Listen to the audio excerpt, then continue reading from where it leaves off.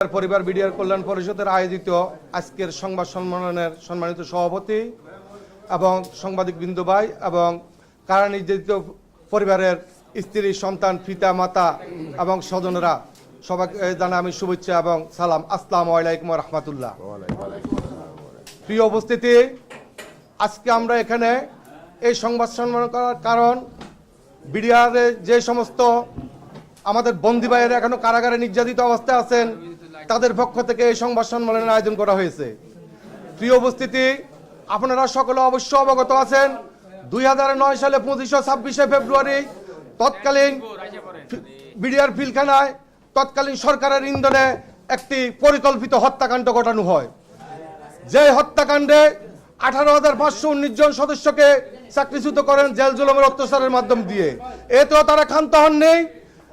এরপরে তারা বিভিন্ন মেয়াদে আমাদের ভাইদেরকে সাজা প্রদান করেন। সর্বোচ্চ সাজা ফাঁসি থেকে শুরু করে যাবজ্জীবন এবং বিভিন্ন মেয়াদে সাজা, যাদের এখনো পর্যন্ত সাজা শেষ হওয়ার পরেও কারাগার থেকে বাইর হওয়ার কোনো সুযোগ দেন নাই তাদেরকে।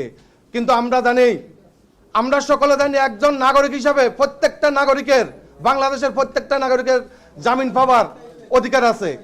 আমরা শুধুমাত্র বিডিআর সদস্য হওয়াতে আমরা এই জামিন থেকে সকলে বঞ্চিত হয়েছি।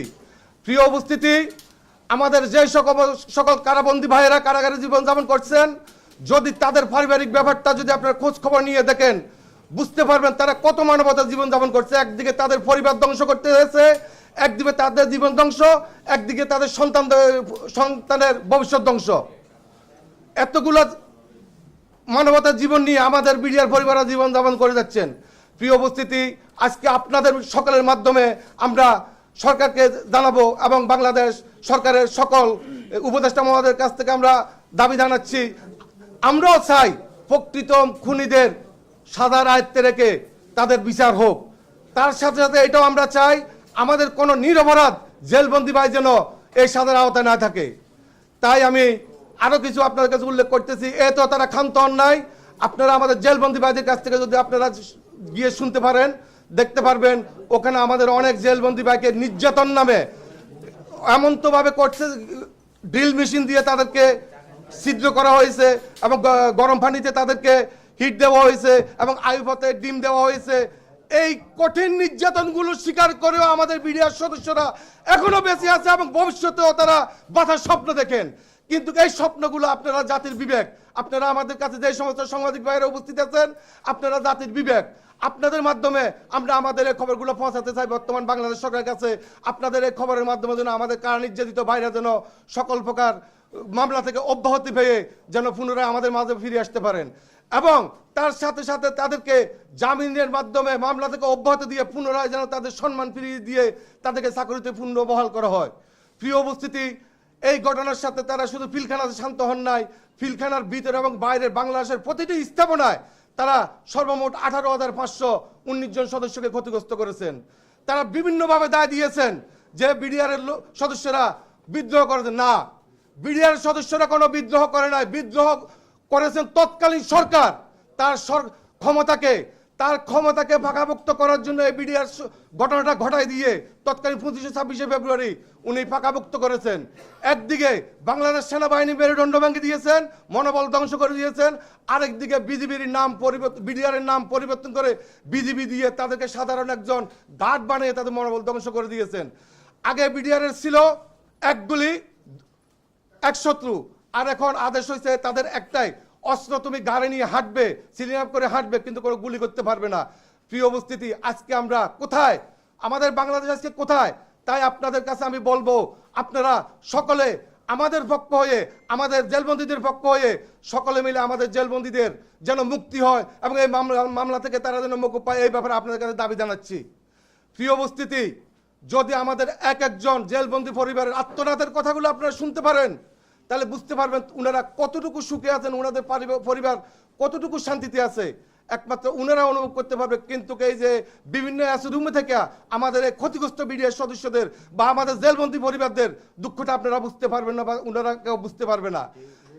ছাত্র জনতার সরকার যখন এই বাংলাদেশে এসেছে তখন আমরা ক্ষতিগ্রস্ত বিডিআর এবং জেলবন্দী পরিবার বিডিআর বাঁচার জন্য একটু আশা নিয়েছিলাম, কিন্তু দুঃখের বিষয় আমরা 5ই আগস্টের পরে 9 আগস্ট থেকে আমরা বাংলাদেশের প্রতিটা মন্ত্রণালয় এবং সেনাপ্রধান, বিজিবি প্রধান সকলের কাছে আমরা স্মারকলিপি প্রদান করেছি।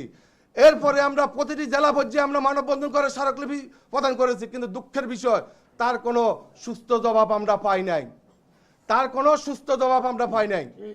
কিন্তু আমরা চাই আমাদেরকে সুস্থ জবাব দিয়ে আমরা এই দেশের সন্তান, আমাদেরকেও যেন সাধারণ মানুষ হিসেবে বাঁচার স্বপ্নটা পূরণ করার সেই সুযোগ তারা করে দেন এবং আমাদের জেলবন্দি ভাইদেরকে মুক্তি দিয়ে তাদের পরিবারের কাছে ফিরিয়ে আনেন। আমি আর আজকে বক্তব্য দীর্ঘায়িত করব না, পরিশেষে আমি আপনাদের সকলের মঙ্গল কামনা করে আজকের মতো এখানে শেষ করছি। আসসালামু আলাইকুম ওয়া রাহমাতুল্লাহ।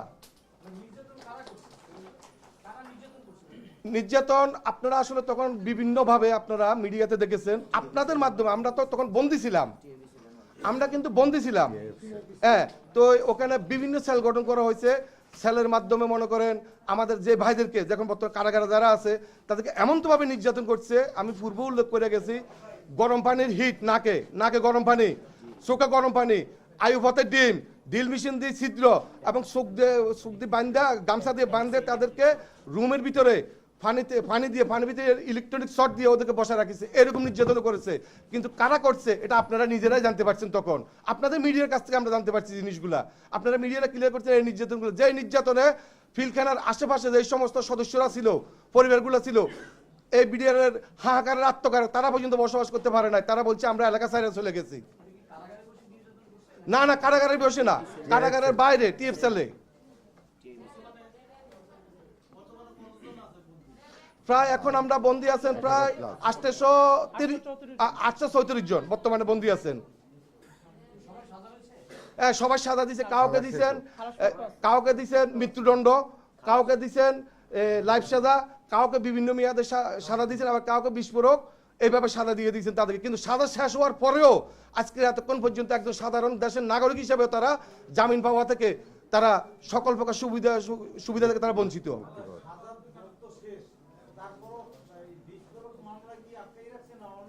সঠিক বিস্ফোরক মামলা শেষের পরেও এখনো আমাদের যেমন 2 বছর সাজা হয়েছে তার, আজকে 16 বছর কারাগারে, 2 বছর সাজা, তার সাজা শেষ করে আরো 14 বছর সে কারাগারের ভিতরে অবস্থান করতেছে। এটার আসল রহস্যটা কোথায় আপনাদের মাধ্যমে এটা বার করতে চাচ্ছি, কারাভোগ করতেছে। আমরা চাচ্ছি আজকে এই সংবাদ সম্মেলনের মাধ্যমে আপনাদের মাধ্যমে আমরা চাচ্ছি আমাদের যে সকল জেলবন্দি বাইরে আছেন, জেলবন্দি বাইদেরকে এই মামলা থেকে অব্যাহতি দিয়ে অথবা জামিন দিয়ে অতি দ্রুত তদন্ত কমিশন গঠনের মাধ্যমে বিচার করা হোক। যদি আমাদের ভাইরা দোষী হয়ে থাকে অবশ্যই তারা এই বিচার মাইনে নেবে, তবে তাদেরকে জামিন দিয়ে জেলের বাইরে আসার সুযোগ করে দিতে হবে পরিবারের কাছে।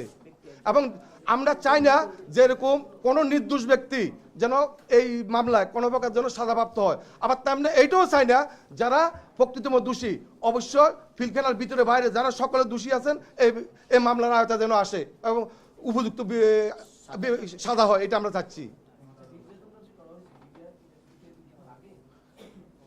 আসলে বিডিআর বিদ্রোহ তো ঘটে না, আপনারা বিডিআর বিরুদ্ধে বলবেন না, এটা হচ্ছে একটা তৎকালীন সরকারের পরিকল্পিত হত্যাকাণ্ড। বিদ্রোহ বলতে পিলখানা কিছু ঘটে নাই। নির্যাতনটা যখন আমাদেরকে পিলখানা হত্যাকাণ্ডের পরে যখন পিলখানা স্বাভাবিক হওয়ার পরে যখন অফিসাররা সবাই হাজির হয়েছেন, হাজির হওয়ার পরে এখানে নিজেদের ইচ্ছায় তৎকালীন সরকার একটা কাজ করছে কি আমাদের প্রত্যেককে গ্রেপ্তার করছিল, কিন্তু একটা সিভিল আইনে ফৌজদারি মামলা, কিন্তু ওই মামলাটা বাদ দিয়ে ওনারা নিজস্বভাবে ওনারা একটা আইন গঠন করে নিয়েছেন। এটা কি বিশেষ আদালত, ওই বিশেষ আদালতে আমাদেরকে এই ধরনের মামলাগুলো পরিচালনা করছে। কারণ ফৌজদারি মামলা বা সিভিল আইনে যদি বিচার করে আমাদের কাউকে দোষী সাব্যস্ত করতে পারবেন না, তাই ওনারা ওই রাস্তাটা বেছে নিয়ে আমাদেরকে এই সাজাগুলোতে আওতাভুক্ত আনছেন। সঠিক সামরিক আদালতের মতো না, সামরিক আদালতে যা 1900 আগে ছিল আমাদের 1972 প্রেসিডেন্ট অর্ডার আর্টিকেল এ, এটাতে বিডিআর এর সাজা হয়েছে যে সর্বোচ্চ 7 বছর, কাউকে যদি হত্যা করে। আর এখন ওই আইনটাকে তখন বাদ দিয়ে উপস্থিতি আমাদেরকে কারাগারে রাখা অবস্থায় তখন ওই আইনটা বাদ দিয়ে কালো আইন গঠন করা হয়েছে কি যে বিশেষ আদালত। এই বিশেষ আদালতটাও আমরা বাদ করার জন্য আপনাদের মাধ্যমে দাবি জানাচ্ছি।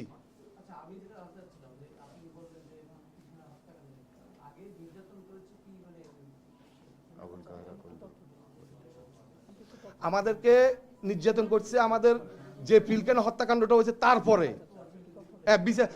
রিমান্ডের নামে এগুলা হ্যাঁ রিমান্ড তো বহির্ভূত হ্যাঁ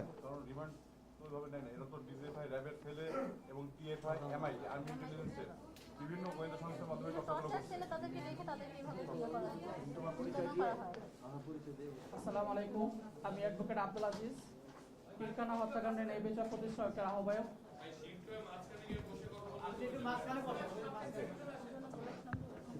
আপনি